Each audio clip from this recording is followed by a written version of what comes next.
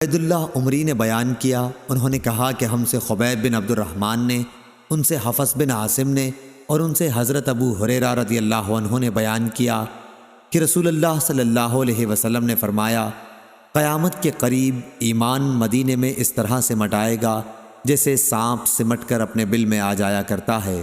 صحیح بخاری حدیث نمبر 1876۔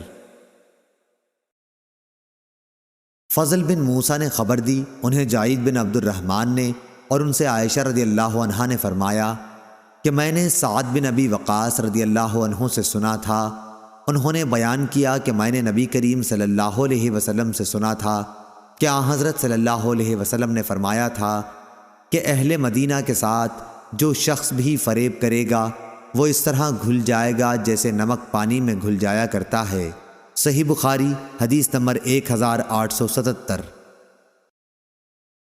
عروہ نے خبر دی اور انہوں نے اسامہ بن زید رضی اللہ عنہ سے سنا کہ نبی کریم صلی اللہ علیہ وسلم مدینے کے محلات میں سے ایک محل یعنی اونچے مکان پر چڑھے، پھر فرمایا کہ جو کچھ میں دیکھ رہا ہوں کیا تمہیں بھی نظر آ رہا ہے؟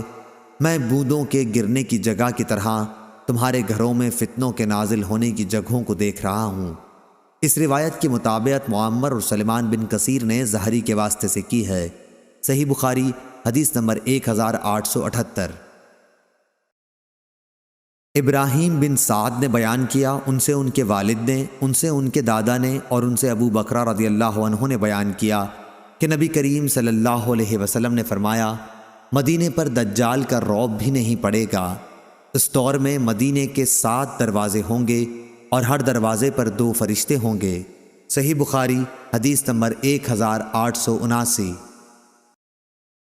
نعیم بن عبداللہ المجمر نے بیان کیا اور ان سے حضرت ابو ہریرہ رضی اللہ عنہ نے بیان کیا کہ رسول اللہ صلی اللہ علیہ وسلم نے فرمایا، مدینے کے راستوں پر فرشتے ہیں، نہ اس میں طاعون آ سکتا ہے نہ دجال۔ صحیح بخاری حدیث نمبر 1880۔